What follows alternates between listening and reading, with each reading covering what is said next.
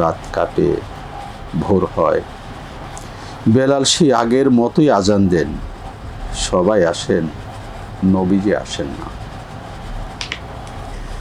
পেয়ারা নবী মুহাম্মদুর রাসূলুল্লাহ সাল্লাল্লাহু আলাইহি ওয়াসাল্লামের পুরো জীবনটাকে বিশুদ্ধ তথ্যে, ভালোবাসার ভাষায় আমরা তুলে ধরবার চেষ্টা করেছি। আমাদের বিশ্বাস, আমাদের সন্তানরা যদি এই বইটি পড়েন, নবীজি সাল্লাল্লাহু আলাইহি ওয়াসাল্লামের প্রতি ভালোবাসা তারাও তাদের হৃদয়ে খুঁজে পাবেন। বিসমিল্লাহির রহমানির রহিম। আসসালামু আলাইকুম ওয়া রাহমাতুল্লাহি ওয়া বারাকাতুহু। প্রিয় দর্শক ও পাঠক, আমরা একটি নবী জীবনী নিয়ে আপনাদের সঙ্গে কথা বলবো। জীবনী গ্রন্থটির নাম আমাদের নবীজি সাল্লাল্লাহু আলাইহি ওয়াসাল্লাম। এই গ্রন্থটি আমার লেখা।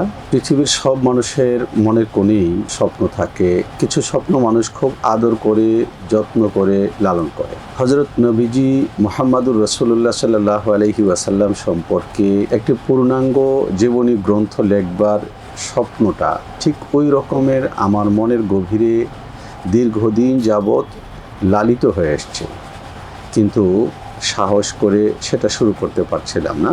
আল্লাহর শুকর, সেটা শুরু করার পর তারপর প্রকাশিত হয়ে এখন পাঠকের হাতে পৌঁছবার অবস্থায় এসেছে। এজন্য আমি মহান আল্লাহ তাআলার দরবারে শুকর আদায় করছি। প্রিয় পাঠক ও শ্রোতা, হযরত মুহাম্মদুর রাসূলুল্লাহ সাল্লাল্লাহু আলাইহি ওয়াসাল্লাম এর জীবন, এটা পৃথিবীর সকল সভ্য ভাষার সাহিত্যের এক গৌরব উজ্জ্বল অধ্যায়।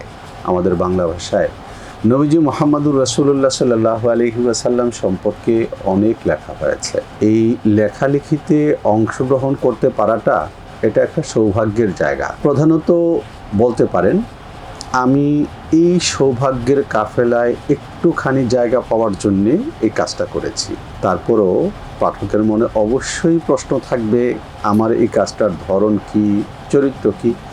যদি খুব সহজ এবং ছোট করে বলি, তাহলে আমি বলতে পারি যে প্রিয়তম নবী মুহাম্মদুর রাসূলুল্লাহ সাল্লাল্লাহু আলাইহি ওয়াসাল্লামের জীবনের প্রতিটি হরফ আলোকিত এবং ফুলের মতো গন্ধময়। তাই আমি আমার দীর্ঘ 30-32 বছরের লেখালেখির যে অভিজ্ঞতা, লিখতে গিয়ে আমার যে পাঠ চর্চা, আমার সামান্য যে সঞ্চয়, সংগ্রহ ও সাধ্য, তার সবটা নিংড়ে যে সুন্দরটা, সেই সুন্দরটা দিয়ে আমি তৈরি করবার চেষ্টা করেছি আমাদের নবীজি সাল্লাল্লাহু আলাইহি ওয়াসাল্লামের নামের এই গ্রন্থকানি। হযরত মুহাম্মদুর রাসূলুল্লাহ সাল্লাল্লাহু আলাইহি ওয়াসাল্লামকে লিখতে গিয়ে আমি চেষ্টা করেছি যেন আমার কলম মুখস্থ না চলে। আমি বেছে বেছে ঠিক তাজা ফুলের মতো শব্দগুলোকে আহরণ করার চেষ্টা করেছি, বাক্য নির্মাণ করার চেষ্টা করেছি এমনভাবে যেন তাতে আতরের সৌরভ থাকে। আবার কথা বলতে গিয়ে আমি চেষ্টা করেছি যে আমাদের সিরাত সাহিত্যের যে মূল এবং মানিত উৎস, যেন কথাগুলো সেখান থেকে উঠে আসে, যেন কথায় কোনো খাদ না থাকে, ভিত্তিহীন কোনো কথা এসে যেন রাসূলুল্লাহ সাল্লাল্লাহু আলাইহি ওয়াসাল্লামের পবিত্র জীবন সৌন্দর্যকে আহত না করে। সেই সঙ্গে একটা অভিজ্ঞতা আছে পাঠক হিসাবে আমার।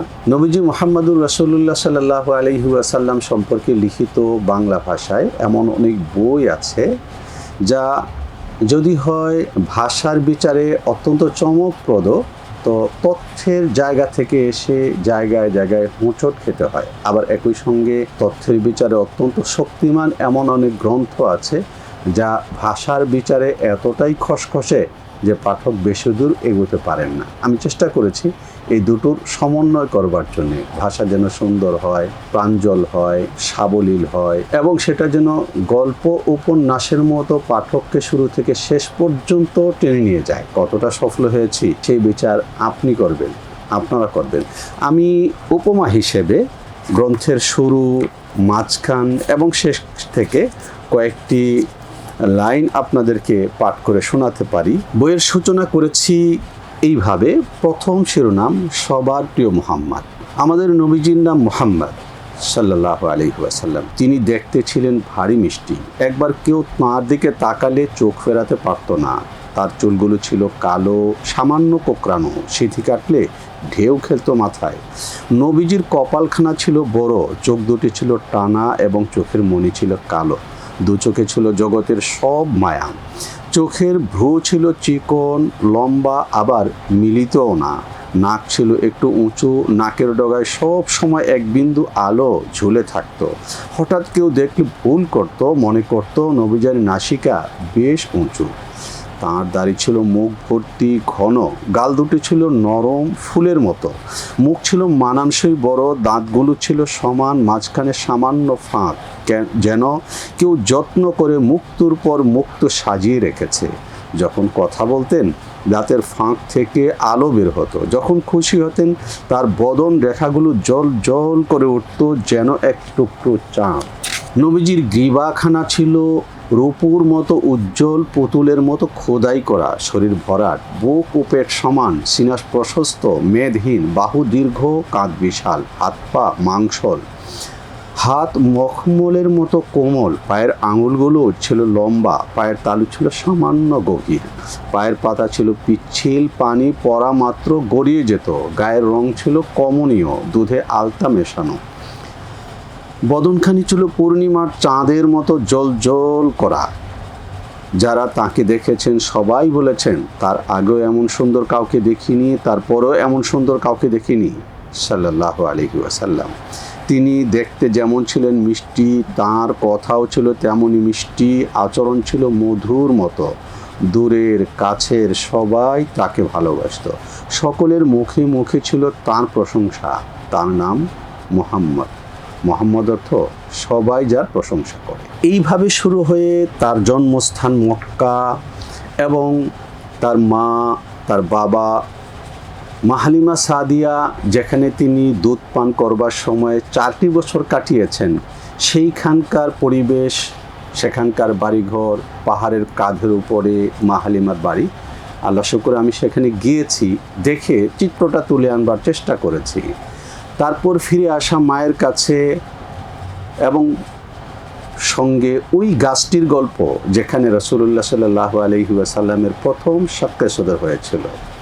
এইভাবে মা হারানোর গল্প, দাদার বুকে ফিরে আসা, আবার দাদাকে হারানো, আবার চাচা আব্দুল মুত্তালিবের ঘরে আসা, চাচি ফাতেমা হযরত আলী রাদিয়াল্লাহু তাআলা আনহুর মা, সেই চাচি জানের অন্তহীন ভালোবাসা, এই সব কিছু ছাপিয়ে এক সময় মুহাম্মদ সাল্লাল্লাহু আলাইহি ওয়াসাল্লাম সংসারে চাচার সঙ্গী হতে শুরু করেন।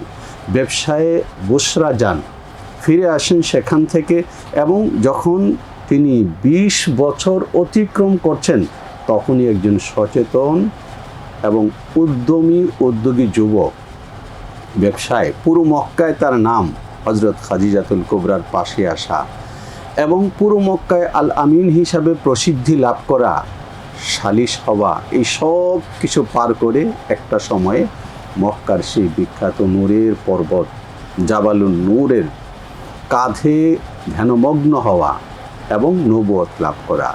তারপর এক নতুন অধ্যায়ের সূচনা, উত্তেজনা, আবেগ, ভালোবাসা, প্রতিরোধ, প্রতিবাদ, আগুন, এই সব কিছু অতিক্রান্ত করে তারপর তিনি পা রাখছেন পবিত্র মদিনায়। সেই মদিনার অধ্যায়কে আমরা কিভাবে শুরু করেছি সেখান থেকে আমরা পাঠককে সামান্য একটু পাঠ করে শোনাচ্ছি। প্রথম শিরোনাম, ভালোবাসার ফুলের মেলায় নবীজি। কোবা মদিনার উপকণ্ঠ, শহর থেকে 3 মাইল দূরে। প্রতিদিন এইখানে এসে ভিড় করেন সাহাবীরা। যেদিন খবর পেয়েছেন নবীজি মদিনা আসছেন, ঠিক সেদিন থেকে যারা হজ করতে গিয়ে নবীজিকে দেখেছেন তাদের চোখে লেগে আছে তার অনুপম বদনখানি। ক্ষণে ক্ষণে মনে পড়ে, আহা, মানুষ এমন সুন্দর হয়, কি মায়া মাখা মুখ, কি মধুর কথা। ওই কথা বলেন তারা ঘরে, বাগানে, বন্ধুদের আড্ডায়। যারা দেখেননি তারা আরও আকুল। কবে আসবেন তিনি? যেদিন পা রাখলেন কোবায় সেদিনের কথা। অন্য দিনগুলোর মতো নরম সূর্যটা সঙ্গে করে এসে দাঁড়িয়েছেন তারা শহরের বাইরে কোবায়। যত দূর চোখ যায় ওকে মেরে দেখেন, এই দাঁড়িয়ে থাকেন, এই বসেন, ভেতরে ভালোবাসার ঢেউ স্থির থাকতে দেয় না। আস্তে আস্তে সূর্যটা উপরে উঠে যায়, মাটি পাথর বাতাস চেতে উঠতে থাকে। না, আজ মনে হয় আর আসবেন না, তাই মনে হচ্ছে। চলো ঘরে ফিরে যাই, কাল আবার আসবো। তারা ঘরে ফিরে যান। এমন সময় ইহুদি তার বাড়ির ছাদের উপর থেকে প্রথম দেখতে পায় নবীজিকে। দেখা মাত্র চেঁচিয়ে ওঠে, বনু কায়লা কোথায়? ওই যে তোমরা যার অপেক্ষায় ছিলে তিনি এসেছেন। কোলাহল মুক্ত শান্ত পল্লী কোবা, ঘরে ঘরে পৌঁছে যায় আওয়াজ। কি বলে বেরোয় সবাই, নবীজি এসেছেন, নবীজি এসেছেন। অস্ত্রে সজ্জিত হয়ে বের হন আনসারিগণ, দলে দলে সশস্ত্র বাহিনীর মতো দাঁড়িয়ে যান যুবকের দল। ভালোবাসার ফুল ভরা বুকে দাঁড়িয়ে আছেন বুড়ো এবং শিশুরা, সঙ্গে আছেন পরম শ্রদ্ধায় আব্রু ঢাকা নারীর দল। সবাই সালাম করছেন। যারা আগে দেখেননি তাদের কেউ কেউ চুল দাড়ি বেশি সাদা দেখে আবু বকরকে নবী মনে করছেন। আবু বকর দেখেন রোদটা বেশ কড়া হয়ে উঠেছে। ওটের পিঠে নবীজির পেছনে দাঁড়িয়ে গায়ের চাদরটা ছড়িয়ে ধরেন নবীজির মাথার উপর। তখন সবাই বুঝতে পারেন এই আমাদের নবীজি সাল্লাল্লাহু আলাইহি ওয়াসাল্লাম। সেদিন ছিল 12 রবিউল আউয়াল, 31 মে 622 ঈসাই, সোমবার। নবীজি কোবায় 4 দিন থাকেন, সোমবার থেকে বৃহস্পতিবার। এইভাবে শুরু হয় মদিনার গল্প। তিনি মদিনায় আসেন অন্তহীন ভালোবাসায়। মদিনার লোকেরা না ফুল বিছিয়ে না, বরং হৃদয় বিছিয়ে তারা বরণ করে নেন। কিন্তু মক্কার লোকেরা কি আর বসে থাকবার পাত্র? পাশে আছে বাঁদর ইহুদি দল। এই দুই দল মিলে রাসূলুল্লাহ সাল্লাল্লাহু আলাইহি ওয়াসাল্লামকে এখানেও স্বস্তিতে থাকতে দেবে না। এই যখন সিদ্ধান্ত, তখন রাসূলুল্লাহ সাল্লাল্লাহু আলাইহি ওয়াসাল্লামও ঘুরে দাঁড়ান। তিনিও মুষ্টিবুদ্ধ হন। হয় বদর, উহুদ থেকে শুরু করে এক দীঘল যুদ্ধের ইতিহাস, এবং বাদর ইহুদিদেরকে শায়েস্তা করার পালা।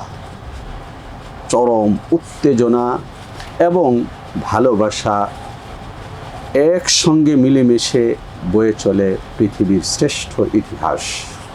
এবং এই ইতিহাস যেখানে এসে স্থির হয়, চেষ্টা করেছি আমি এইভাবে দাফন, শেষ বিদায়।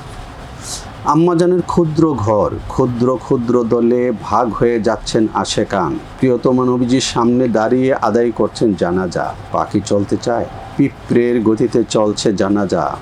আজ বুধবার মধ্যরাত 14 রবিউল আউয়াল, জানাজা শেষ। কবরে নামেন হযরত আলী, আব্বাসের 2 পুত্র ফজল ও কুসাম, নবীজির খাদেম শুকরান। বাইরে থেকে আউস ইবনে খাওলা ডেকে বলেন, আলী, আল্লাহর দোহাই, নবীজির উপর আমাদের হক আছে, নেমে আসো। ডাকলেন। আউস নেমে যান কবরে। খাদেম শুকরানের হাতে একখানা চাদর। নবীজি চাদরটি গায়ে জড়াতে, কখন বিছিয়ে শুতেন, শয়ন করতেন। শুকরান এই বলে চাদরখানা কবরে বিছিয়ে দেন। ইয়া রাসূলুল্লাহ, আপনার পর এই চাদর আর কেউ ব্যবহার করতে পারবে না।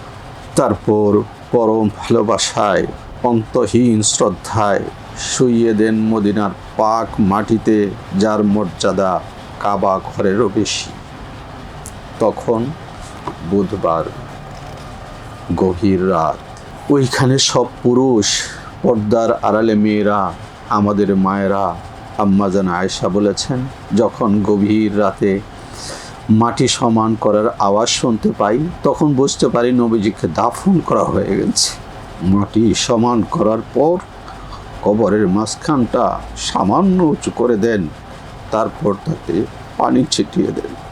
নবীজির হৃদয়ের টুকরা সাইয়্যিদা ফাতেমা রাদিয়াল্লাহু তাআলা আনহা, মায়ের মতো, মায়ের মমতা, বাবার সোহাগ সব তিনি পেয়েছেন এই এক বাবা থেকে।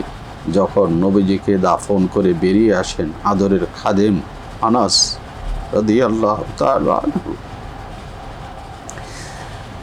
হযরত ফাতেমা তাকে ডেকে বলেন, আনাস, তোমরা খুশি মনে আল্লাহর রাসূলের ওপর মাটি ছড়িয়ে দিতে পারলে? আনাস কিভাবে বলবেন, না না, খুশি মনে নয়, আমাদেরও বুক ফেটে যাচ্ছে, কিন্তু কি করব? এই যে আপনার বাবার শিক্ষা, এই শিক্ষার সামনে আমাদের সব আবেগ চির অবনত। আনাস কিছুই বলতে পারেন না, জল ভরা চোখে তাকিয়ে থাকেন। একা আনাস নন, সবার চোখেই পানি। অন্তহীন শ্রদ্ধা ও ভালোবাসায় মনিবকে হারিয়ে শোকের সাগরে ভাসতে থাকে মদিনা। রাত কাটে, ভোর হয়, বেলাল সেই আগের মতোই আজান দেন। সবাই আসেন, নবীজি আসেন না। পেয়ারা নবী মুহাম্মদুর রাসূলুল্লাহ সাল্লাল্লাহু আলাইহি ওয়াসাল্লামের পুরো জীবনটাকে বিশুদ্ধ তথ্যে, ভালোবাসার ভাষায় আমরা তুলে ধরবার চেষ্টা করেছি। আমাদের বিশ্বাস, আমাদের সন্তানরা যদি এই বইটি পড়েন, নবীজি সাল্লাল্লাহু আলাইহি ওয়াসাল্লামের প্রতি ভালোবাসা তারাও তাদের হৃদয়ে খুঁজে পাবেন। আমি সকলের প্রতি এই আবেদন জানাচ্ছি, পড়বার সময় নিজেদের জন্য যখন দোয়া করবেন, সেই দোয়ায় আমাদেরকেও স্মরণ রাখবেন। আসসালামু আলাইকুম ওয়া রাহমাতুল্লাহি ওয়া বারাকাতুহু।